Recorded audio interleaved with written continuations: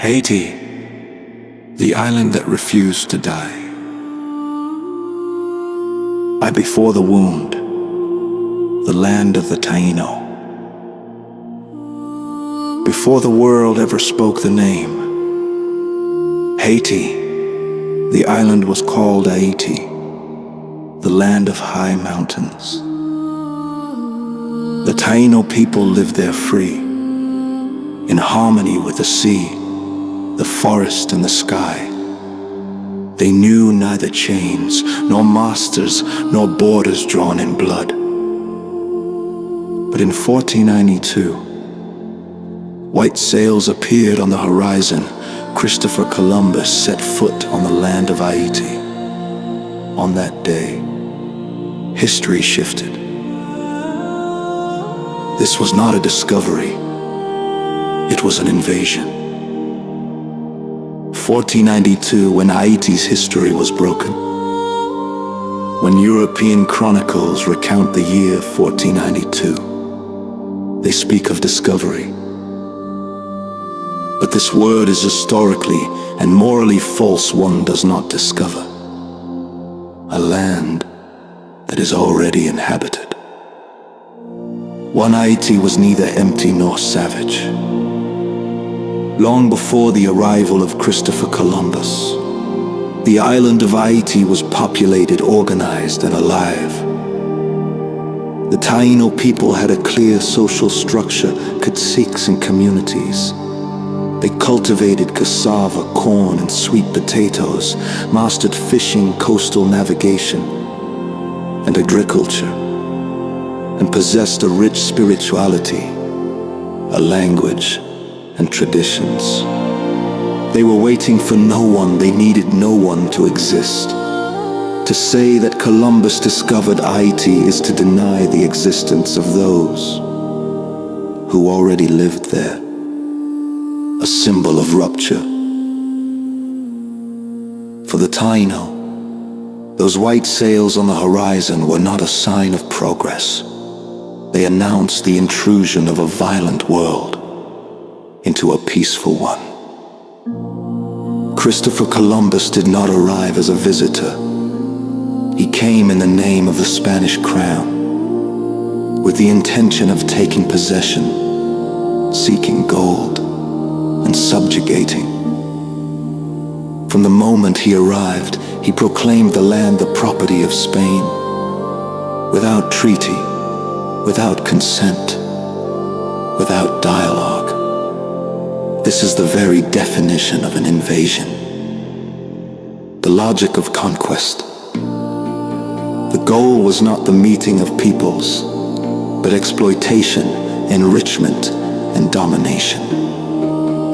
The Taino were quickly subjected to forced labor under the encomienda system, beaten for failing to meet gold quotas, mutilated, and executed. Entire villages disappeared. In less than 50 years, a population estimated in the hundreds of thousands was nearly annihilated. No genocide begins with screams. It begins with the seizure of land. Violence disguised as civilization. The invasion was justified by a religious and civilizing discourse. We come to bring you faith and civilization. In reality, faith was imposed by force. Civilization was built on slavery, and the cross walked alongside the sword. The Taino were baptized but never respected as full human beings. Why this moment changed everything. The destruction of an ancient world. The beginning of European colonization in the Americas. The opening of the transatlantic slave system. Without 1492, no massive trafficking of Africans. No Haitian Revolution as we know it. The history of Haiti begins in a fracture, not in a celebration. That day, Haiti was not discovered. It was invaded, renamed, and exploited. History shifted because a free people were forced into a system of domination. a sacred land became a commodity, and the world inaugurated an order where force replaced justice. To understand this is to understand why Haiti, from its modern birth, had to learn to resist before it could even exist as a nation. Within a few decades, the Taino were almost completely exterminated. By the sword, the whip, forced labor, and imported diseases, Haiti was renamed Hispaniola, as if changing the name could erase a people. The forge of hell, Saint Domingue. In the 17th century, France seized the western part of the island. It named it Saint Domingue and transformed it into a machine of wealth, the most prosperous colony in the world. But that wealth had a price. Millions of Africans torn from their land, chained, beaten, and dehumanized. Sugar, coffee, and indigo flowed toward Europe. Blood flowed into the soil. Saint Domingue was rich, but Haiti was already bleeding deep within its womb. The impossible becomes reality. The Haitian Revolution. At the end of the 18th century, Saint Domingue was the richest colony in the world. But this wealth rested on a permanent crime: slavery. Hundreds of thousands of African men and women worked to exhaustion on sugar, coffee, and indigo plantations. Their life expectancy rarely exceeded a few years. Bodies were replaceable, suffering was normalized, and death was a daily occurrence. Nothing in the colonial order envisioned that these enslaved people could one day rise up. And yet, in 1791, the unthinkable happened. On a heavy night charged with symbolism at Bois Caiman in the heart of the island's north, enslaved people gathered in secret. This meeting was not a simple, spontaneous revolt. It was a collective oath, an irreversible decision. They swore never again to live on their knees, even if the price were their own lives. That night, history changed sides. Plantations went up in flames and the colonial order began to collapse. What European powers believed impossible became reality. Enslaved people organized a war, learned to fight, to coordinate, to resist. Gradually, major figures emerged. Toussaint Louverture, a former slave turned exceptional strategist, understood that freedom is won not only through violence, but also through political intelligence, discipline, and organization. He confronted the Spanish, the British, and the French in turn, maneuvering between alliances and battles until he became the most powerful man in Saint Domingue. Betrayed, captured, and deported to France, Toussaint died in prison in 1803. But the idea he planted did not die. Jean-Jacques Dessalines, his military heir, then took the lead in the final struggle. Where Toussaint negotiated, Dessalines decided. He understood that slavery could not coexist with colonization. For freedom to survive, the colonial system had to disappear. Alongside Dessalines stood other essential figures. Henri Christophe, builder and rigorous military leader. Alexandre, patient intellectual and statesman. And thousands of former slaves who became soldiers of their own dignity. On January 1, 1804, after 13 years of war against the greatest powers of the time, Haiti proclaimed its independence. An unprecedented event for the first time in modern history. Enslaved people defeated their masters. A colony freed itself by force of arms. A free state was born from a population the world had considered inferior. Haiti became the first free black nation, the first republic born of enslaved people, a symbol of fear for all slave-holding empires. The shock was immense. Colonial nations trembled if Haiti had succeeded, others might follow. And for that very reason, the world would never forgive. The punishment of courage. 21 years after independence in 1824, France returned, not with visible chains, but with a more silent weapon: debt. Under the threat of warships positioned off Haiti's coasts, France imposed a colossal indemnity of 150 million gold francs intended to compensate former colonists for the loss of their enslaved people and plantations.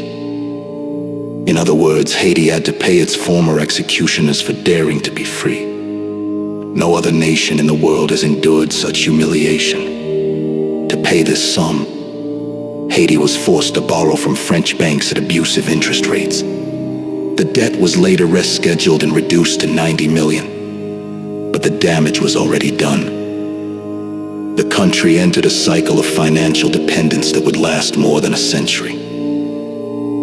The money that should have been used to build schools, develop roads, modernize agriculture, and construct hospitals was instead used to repay an unjust debt. Political freedom was won, but economic freedom was confiscated. Haiti is not poor because of incapacity. Haiti was impoverished as punishment. This debt marked the beginning of a long structural sabotage in which every attempt at development was stifled before it could take root. The Haitian Revolution proves that the impossible can become reality. But history also shows that the world severely punishes those who dare to break an unjust order. Haiti won its freedom on the battlefield, but it paid for that victory for generations. And yet, despite debt, betrayal, and isolation, the very existence of Haiti remains a living indictment of all systems founded on oppression. Occupations, betrayals, and imposed presidents. At the beginning of the 20th century, Haiti, already weakened by the debt imposed by France and by internal struggles, became a strategic target for major powers. In 1915, under the pretext of political instability, the United States militarily occupied Haiti. This occupation, which lasted until 1934, was not limited to a military presence. It amounted to a complete takeover of the Haitian state. American authorities seized control of the central bank, customs, the country's main source of revenue, and the army, which they reorganized according to their own interests. Major decisions were no longer made in Port-au-Prince, but in Washington. Haiti became a country officially independent, but in reality governed from the outside. During this period, peasant uprisings broke out, notably those of the Cacos, which were violently suppressed. Thousands of Haitians died for resisting foreign domination. The occupation left behind a weakened state, diminished sovereignty, and an army used more to control the population than to protect it. After the departure of American troops, Haiti did not regain lasting stability. On the contrary, a destructive cycle took hold, marked by dictatorships, coups d'état, political manipulation, and leaders supported overthrown according to the geopolitical interests of the moment. Authoritarian regimes, especially during the second half of the 20th century, entrenched fear, dismantled institutions, and shrank democratic space. The country's resources were diverted, the population impoverished, and trust in the state deeply broken. After 2010, the catastrophe that revealed everything. On January 12, 2010, a powerful earthquake struck Haiti. More than 200,000 people were killed, hundreds of thousands injured, and entire cities destroyed. The world then promised solidarity and reconstruction. Billions of dollars were announced. But on the ground, reality was different. A large portion of these funds did not pass through the Haitian state, was managed by foreign NGOs, disappeared into opaque channels, or served external interest.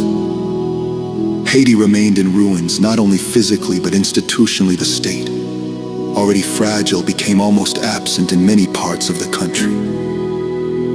The invisible weapon. In the vacuum left by the collapse of the state, a new force imposed itself: armed gangs. Haiti has no arms manufacturing industry, yet in several neighborhoods, criminal groups possess modern weapons of war. The question is obvious: where do these weapons come from? International and regional investigations point to supply routes originating from the United States. The Dominican Republic and international trafficking networks gangs are not merely isolated criminal bands. They gradually become instruments of control. Control of neighborhoods, control of roads, control of the population through fear. They serve to terrorize civilians, further weaken the state, and make stable governance nearly impossible in a country without a strong national army. With an under-equipped police force and with crumbling institutions, chaos ceases to be accidental. It becomes organized, maintained, and exploited. From the occupation of 1915 to contemporary crisis, Haiti has remained trapped in a chain of imposed decisions, manipulated leaders, and dismantled structures. The country does not lack courage or intelligence. It lacks real sovereignty. To understand this period is to understand that Haiti's instability is not an accident, but the result of a long process in which external interference, internal corruption, and organized violence have reinforced one another. The people who refuse to die. Despite occupations, betrayals, imposed poverty, and organized violence, Haiti is still standing. This may be the most incomprehensible fact for those who look at it from afar. Everything should have destroyed it. A weakened state, institutions that barely exist, a youth often left to fend for itself, neighborhoods surrendered to fear, a suffocated economy, an international image distorted and humiliated.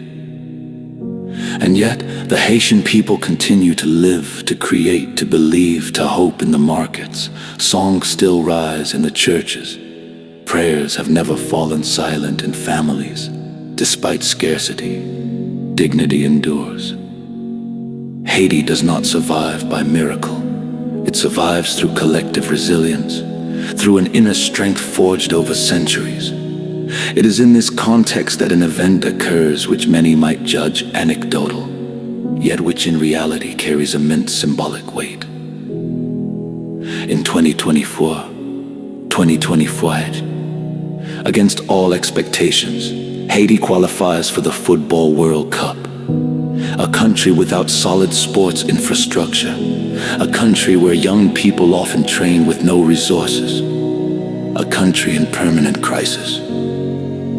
While rich, powerful, well-organized nations fail, Haiti moves forward. This qualification is not merely sporting. It is not a trophy. It is a message addressed to the world. We are still here. It is a cry of existence launched from the ruins, a reminder that a people can be deprived of almost everything except their breath, the year of choice. As 2026 arrives, Haiti finds itself at a decisive crossroads in its modern history. More than a date, it is a moral hour. Two paths clearly emerge. The path of abandonment. This is the continuation of what already exists. Sustained chaos. Permanent dependence on external powers. Decisions made outside the country. Irreversible social fragmentation.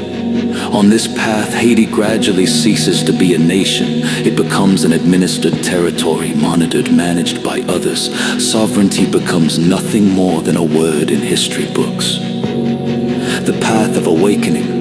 This path is more difficult, but it is real. It demands national reconciliation beyond clans and interests, the slow but sincere reconstruction of the state, a renewed collective consciousness, a moral and spiritual rebirth. This awakening will not come from institutions alone.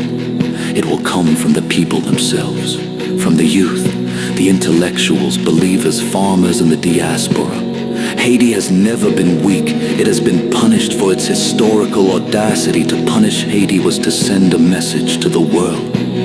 Do not dare to break the established order.